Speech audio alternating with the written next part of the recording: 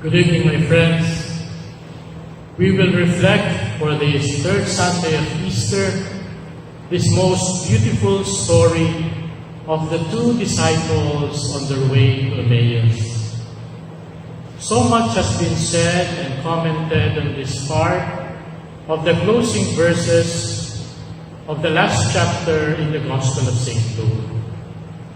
By tradition, St. Luke was considered a physician,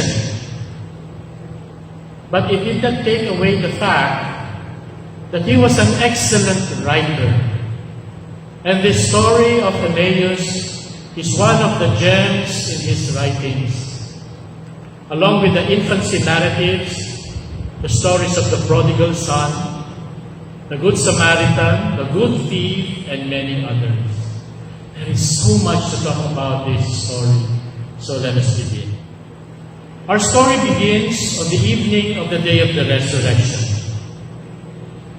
Now, that very same day, two of them were on their way to a village called Emmaus, 7 miles from Jerusalem.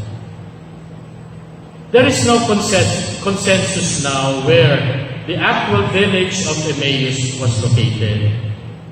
But I will use the interpretation that said it was a Roman garrison where Roman soldiers were stationed. But the fact was, it was far from and outside Jerusalem. And the two disciples were going away from Jerusalem. Now, why is this detail significant? Because everything happened in Jerusalem. Jesus saved humanity just a few days ago when he died on the cross in Jerusalem. And the two disciples were separating themselves from Jerusalem.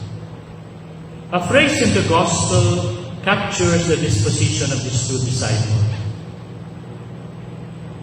And they were talking together about all that happened, their faces downcast. We only know of one of the disciples who was named Cleopas or Clopas. And from the other details of the Gospels, he was the husband of Mary, the sister of our Blessed Mother, the father of Joseph, Simon, and Jude, cousins of the Lord. In effect, he was the uncle of Jesus. We don't know for sure who his companion was, but again, I will use this interpretation that probably it was his wife, Mary, who was with him. Because it was common at that time, the couple disciples were sent as missionaries together, and then this couple disciple, Cleopas and Mary, were just going home. Anyway, it could have been any other male disciple of the Lord. But they were going away with a sad and disappointed heart because their hope that he would be the one to set Israel free were gone.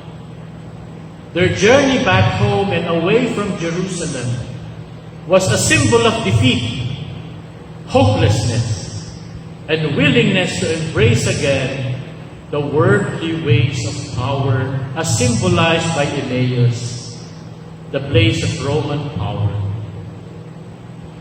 But Jerusalem was the center of salvation, the place of the cross and the resurrection. And as we just saw, they were departing from it. They were going away from Jerusalem. No wonder, when Jesus suddenly appeared to accompany them, he scolded them after hearing their disappointing story. That's not all. Jesus pretended not to know what happened in Jerusalem. One of them said, "You must be the only person staying in Jerusalem who does not know the things that have been happening there. what things? Jesus asked them. They say that this part is the best irony in all the Bible. The two disciples considered Jesus as the only person who did not know what happened to Jesus just a few days before. Si Jesus pa. Paano di malalaman ni Jesus kung ano ang nangyari? Sa Kanya lahat ginawa. Ang lahat ng pangyayari sa Jerusalem noong mga nakaraang araw. That's what you call irony. They thought He did not know, but He knew everything. Now, that's how Jesus comes to our life. He comes to us in the very situation of our life. Most of the time we are ignorant, we are confused, we are frustrated, we are in desperation, we are in sin. But when He comes to us very gently, very quietly. He will not judge us at all. Because He is not a judge. He is a Savior. And so begins again the work of salvation for Jesus, for these two disciples. Jesus just resurrected, but He cannot help Himself from doing what He does best, that is, to save others. Then, starting with Moses and going through all the prophets, He explained to them the passages throughout the Scriptures that were about Himself. But before saving them, He first told them, presented to them their situation. Jesus said, "You foolish men, so slow to believe all that the prophets have said." Yes, Jesus loves us very much.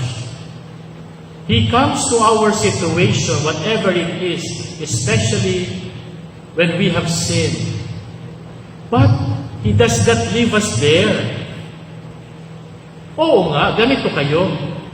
Pero hindi maaaring manatili kayo sa ganitong sitwasyon. Sasagipin ko kayo. Just look at how St. Luke makes Jesus instruct to remind His disciples about Himself that they have forgotten because of their sadness. Isn't it that when we are sad, we forget so many things? Tears not only cover our eyes, but also cover our memories. They forgot, these two disciples, that He is the Savior, that He is the Messiah. They only remembered Him as Jesus of Nazareth, a prophet, powerful in action and speech, and how our chief priests and our leaders had Him crucified. In their sorry situation, they reduced Jesus as a mere prophet. They forgot Jerusalem. They forgot who Jesus was and what He did for them.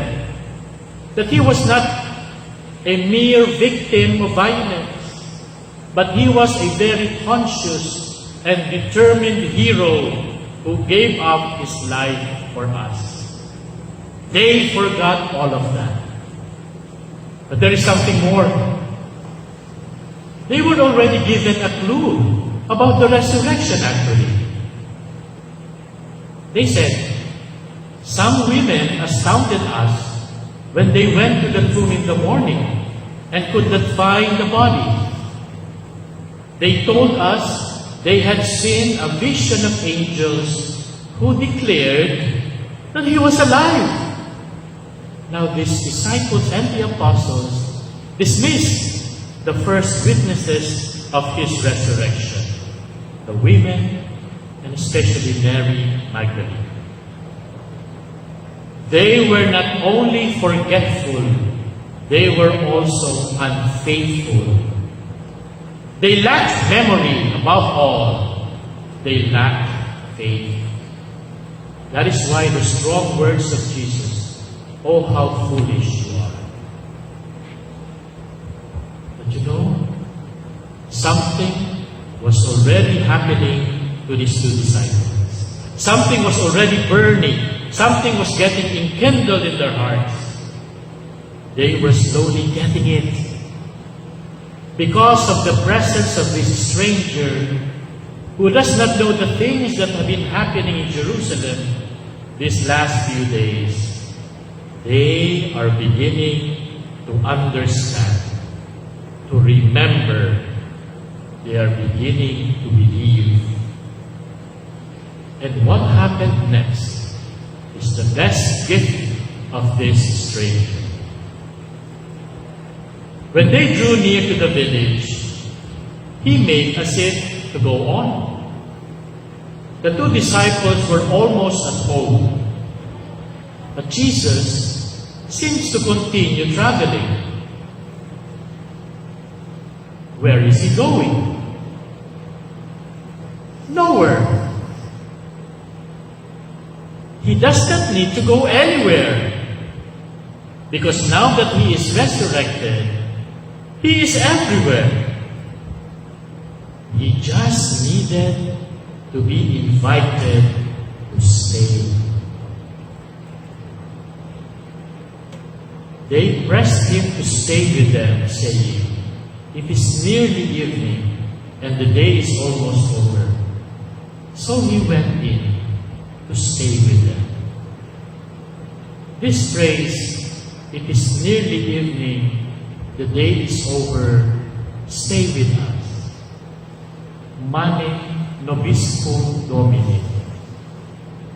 This is the title of the last apostolic letter of the late Pope St. John Paul II in 49. Mane Nobiscum Domini. Remain with us, Lord. We can say that when it is a matter of eating, you can always rely on Jesus as a willing participant or a gracious host.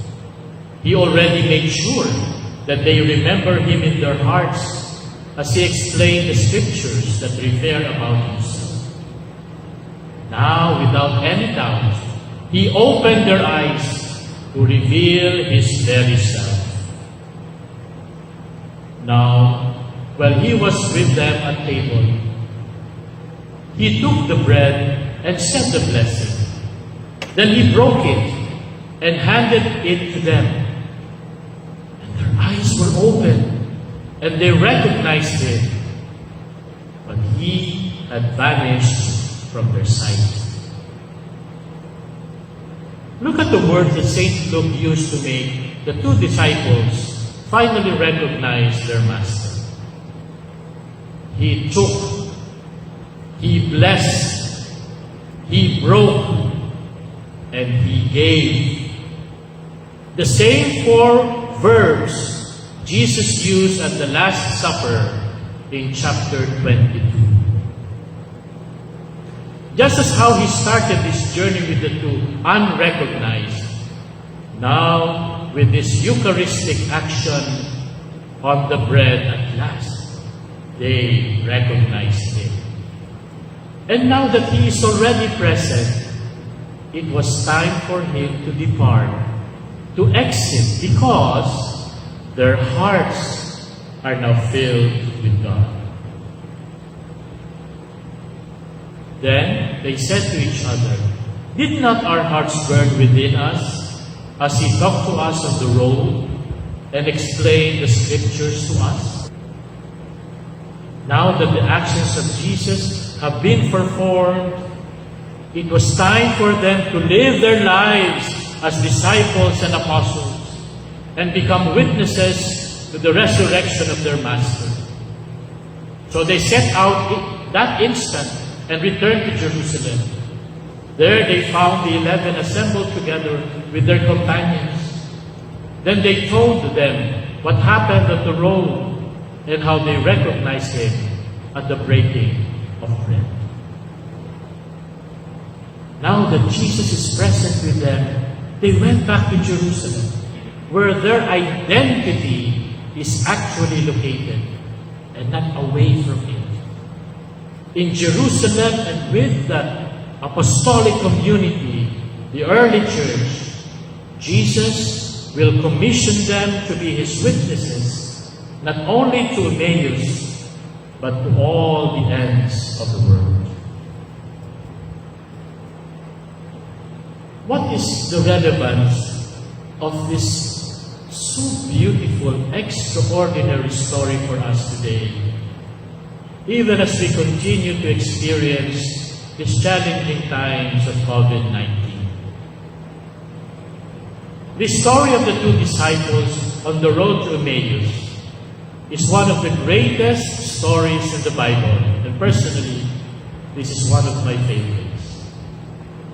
It has been used by so many people, so many times, and in so many ways as a paradigm of discipleship, of the religious life, of accompaniment, and so on.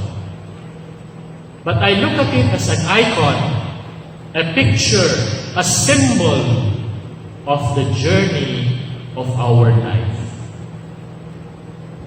We journey on a path or a road we call life.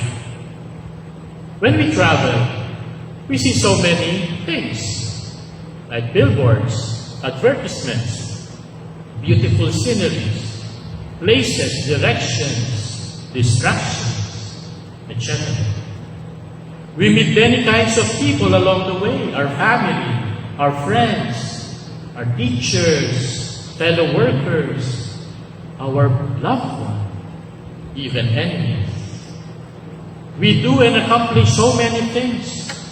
We study in school, earn a degree, become successful in our job, have a family, contribute to our community, and so on and so forth. But there are two things that are very essential that we cannot ignore in our journey we call life. We must not forget where we come from and where we are going.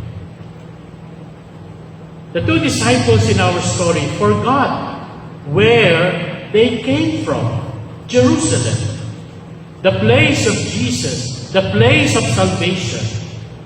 That's why on the way, they are at a loss. They are lost. They became lost. Jose Rizal once wrote, ang sino mang hindi marunong lumingon sa pinanggalingan ay hindi makararating sa kanyang paroroonan. Why is it so important to remember our origin? Because that is our identity. From the very beginning of our life, God has already determined who we are.